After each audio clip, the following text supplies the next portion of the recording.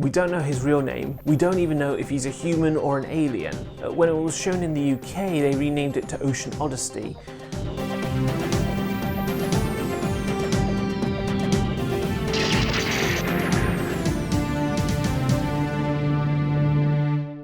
Hello everyone, it's Zai Marcus W. Some of you may know that a few weeks ago I did 2 videos listing kids' TV shows that I used to watch. Now I'm going to do a third part, but this is a special one. I'm going to talk about some of the education shows I watched during my school era. There are loads of education shows, but they stopped making them around 2009. The trouble is that as time moves on, science advances, history is created, and it just costs a lot of money to make up-to-date shows. But some of them are still useful. In fact, some school teachers actually use these education programs during some of their lessons. So I'm going to share with you the ones that I remember the most. If there are any parents watching this video, you might want to make a note about these programs. They could be useful to your children in the future. Before we start, hit that thumbs up button if you're looking forward to this video, and don't forget to subscribe and hit the bell icon so you know when I upload another video. Like the other 2 videos, I can't do any clips because of copyright, but I can do screenshots. So starting off, before we actually get to the education programs themselves, there are some children's shows that do have education in them. In my first video, I mentioned 2 shows, Rosie and Jim and Sooty. Both of them have education videos. Rosie and Jim have 2 videos, both to do with reading, writing and rhymes. With Sooty, he has 8 videos, 2 about reading and writing, 2 about numbers, a safety video, 1 about simple science, 1 about on the farm, and 1 about A to Z of animals. I think the videos are uploaded to YouTube, so you can have a look and see if they're still there. So now we'll get on to the real education programs. And as you all know, there are 3 different categories that a child must learn at school: maths, English and science. So we'll start with maths, and the first one I've got is NumberTime. This one is ideal for the very young audience, say if you're just starting school. There are lots of different categories NumberTime covers. First they do numbers 1 to 10, and then they do shapes, so square, circle, rectangle, triangle, basics. And then it's side by side. This one's about the opposites, you know, up, down, on, off, in, out, that kind of thing. Then there's more or less, then money, and finally time. But all these series of NumberTime had one thing in common. They involve a Mexican superhero called El Nombre. Ole! Then, as the child gets older, they may want to have a look at Megamaths, which is one of my favourites. There are 2 versions of Megamaths, but the one I remember the most was the ones at Table Mountain. So you know the pack of cards, they're all now people. There are 4 seasons of the Table Mountain Megamaths. The first one covers multiplications, that's 10 episodes long. Then they do money, 5 episodes long.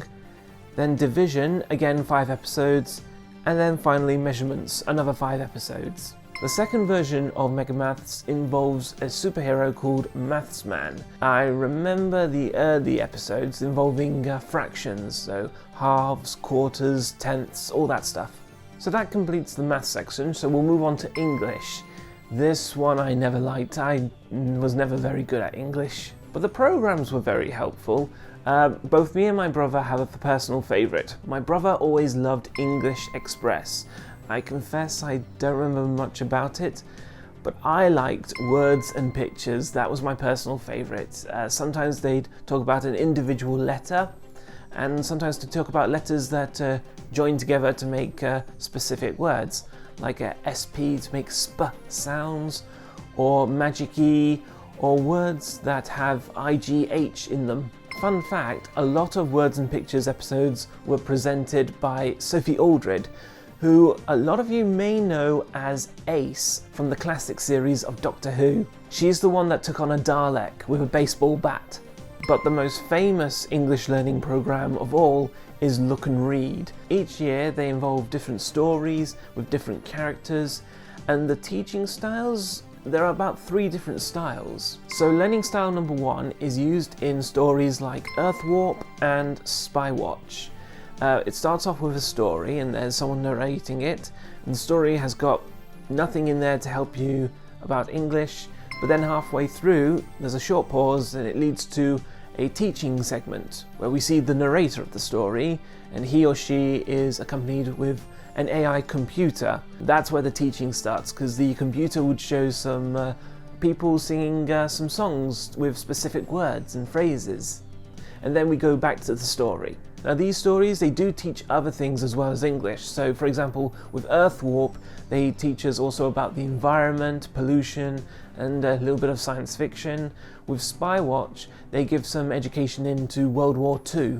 Now the second learning style number 2, it's used in stories like The Legend of the Lost Keys and Through the Dragon's Eye, and that's a very popular one. There's no teaching segment, but there are still songs to point out specific words and phrases. But during the story, there'll be a scene where the characters are reading something. The camera would focus on what they're reading, and either the characters would read them out loud, or there'd be silence to allow the viewers to read them. And then learning style number 3 is used in programs like LRTV and Captain Crimson, my personal favourite look and read story. The plots for these stories, they're kind of like a teaching segment merged into the story. So when they mention specific words, they would appear on the screen, and they'd often talk about how you'd write certain sentences and what kind of words you'd use. I do confess this style is my favourite. So on to the next learning category, which is science. Again, there is a junior science program for the really young children. Think About Science. I remember this one a lot. I haven't seen it for nearly 25 years now. I can't remember how many seasons there are, but I do know that there are lots of episodes that involve a science club, and I think the location of it was in Tech Museum in Winchester. I don't know if it's still there, but gonna have a look maybe one day. So moving up, you then move on to the BBC Primary Science. The BBC made 5 shows for the primary science section. So there's 4 science shows, Cat's Eyes, which is for 5 to 7s, The Experimenter for 7 to 9s, Science Zone for 9 to 11s, Space Ark for 7 to 11s. The 5th show is for teachers. It's called Teaching Today. I've never seen it, but I imagine it's got lots of teachers' notes. Those shows I recommend for when you're in primary school. When you're in secondary school, I recommend these shows, Short Circuit, and my personal favourite, Science in Action. Science in Action was my lifesaver, you could say. I loved that show. I'd watch it over and over again. In my science class at secondary school, we hardly did any practical work. All we did was just answer questions from textbooks. So I was grateful for Science in Action. So those are like the 3 main things you learn when you're at school. For other topics, there are some shows that are called miscellany.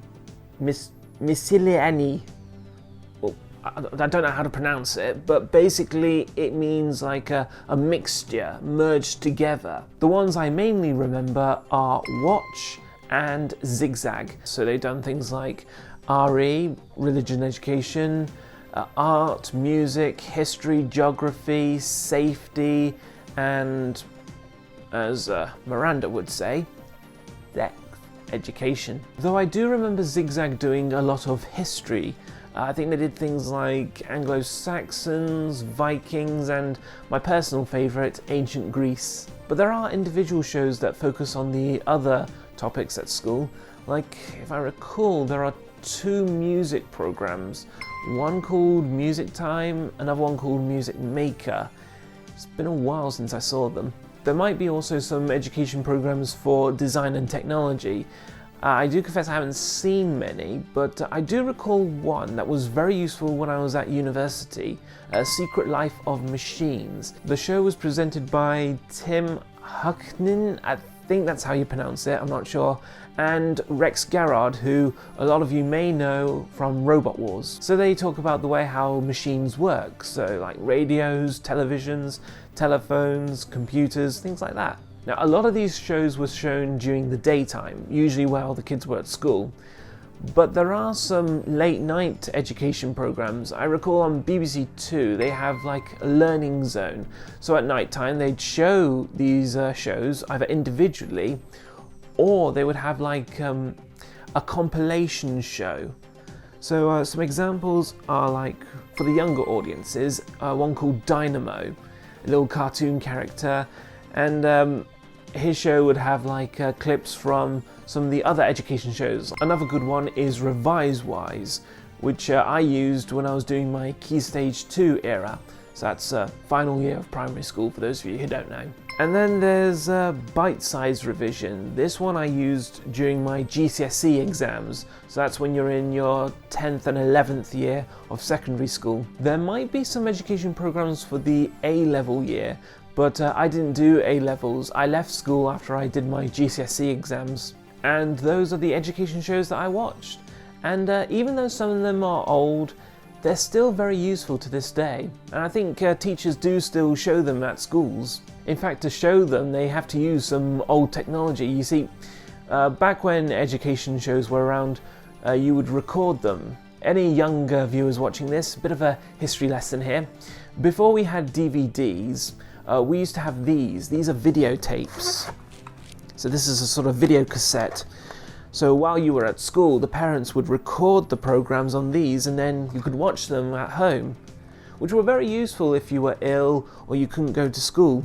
Because some of these programs were never repeated, so you'd only get one shot of recording them. And it's a good thing my mum and dad did record them.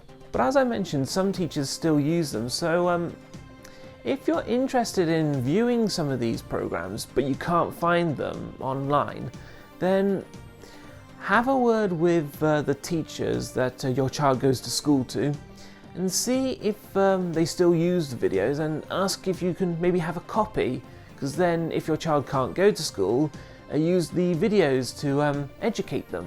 If you can't get them on video, I think you could get them digitally. Long ago I used to do work experience at a secondary school, and one of my jobs was transferring education programs from video cassettes to DVDs and video files, because sooner or later the videos would stop working.